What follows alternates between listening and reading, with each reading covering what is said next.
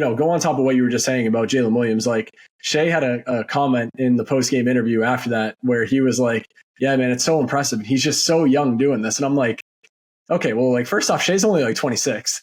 He's only like two years older than Jalen Williams is. But I mean, yeah, 24 years old. And it's funny. I was having a conversation with my brother the other day and he was just like, well, what, they're going to have to pay these guys, right? Like, how are they going to keep all of these players? And I looked at it and it's like Jalen Williams and Chet are both extension eligible this offseason. Do they, extend them both? Do they extend one, not the other? Like, I don't know how they're going to play that out. But the one thing that you have to keep in the back of your mind, and yes, continuity is important. And obviously these guys are super crucial to the Thunder's success right now. But at the same time, this is a team that has 15 first round picks over the next 6 years.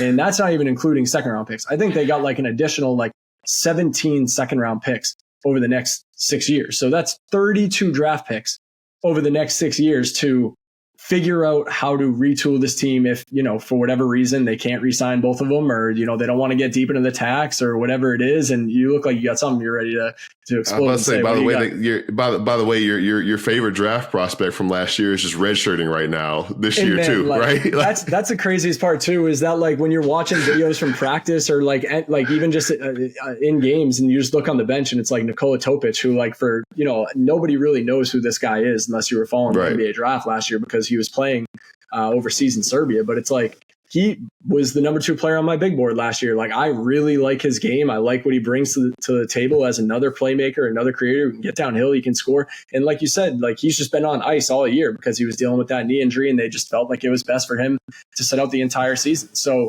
we've seen that work for prospects plenty of times over in the past.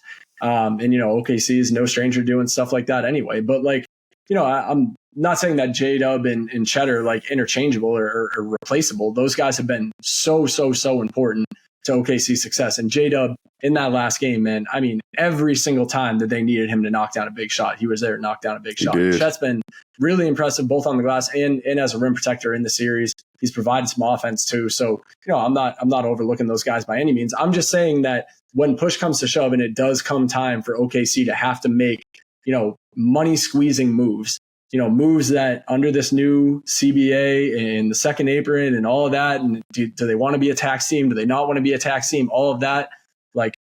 This team has more flexibility than any other team in the league because of all the future assets that they possess. And that's the scariest part about this is, yes, they're ahead of schedule, but they still have all of those assets just waiting to be fired at a star player or at a player that they feel like can really fit in next to Shai Gilgeous-Alexander, whatever the case may be.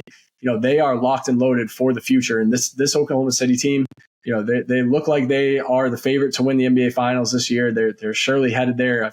I'll say it again, even if Minnesota wins tonight, OKC is going to get it done eventually. And no matter what happens in the NBA Finals, this is a team that's not going anywhere because of how many assets they have in the future and how many valuable players they have on their roster right now that other teams want. Yeah, I mean, that's basically it, right? And I think that the big one is really in the margins. One, they draft well, right? And they have a mid-first rounder again this week. Basically this week. It'll be this month or in June. But anyway, thinking about the move they made to get Alex Caruso and thinking about Isaiah Hartenstein, the older guys who are under deals or whatever. But I do think that as they phase out, they, who's to say they aren't? And I don't know. I'm not that high on Will Williams, but they could be. He's learning. He's an understudy to Isaiah Hartenstein. He could be maybe that type of player or play that role in spurts once it's not time to pay Hartenstein anymore, and that money goes to one of the big 3. Right. Same goes Alex Caruso. Can you make Cason Wallace that type of player? Can you draft another player like that with all these picks that you have and continue to kind of do it that way? It's not a model that anybody else can copy because nobody else is going to be able to stockpile the draft capital that this team has stockpiled in a very unique way, and it helps to be ahead of schedule. But I do think that they have a unique level of flexibility, kind of like you said, because they draft so well, they can trust and believe that they will continue to kind of replenish what they lose or what they can no longer afford just by drafting guys to come in and training them up. And again, that speaks to Mark Daigneault and his coaching job and what he's been able to do with those guys as well. So intriguing to see, what goes on there. And I guess the big thing, we talked about Shai, we talked about Jalen Williams. I expect Shai to be MVP of the Western Conference Finals, just kind of a sometimes a little bit of a footnote with these things. But I think the more that we get into this, it'll kind of be like NLCS and ALCS MVP, that when we have 5-10 of them, there'll be a little more prestige around that. Thanks for checking out NBA Sound System Canada on YouTube. If you haven't already, make sure to subscribe below and find us wherever you get your podcasts. And on Instagram, we have weekly episodes and bonus content throughout the week.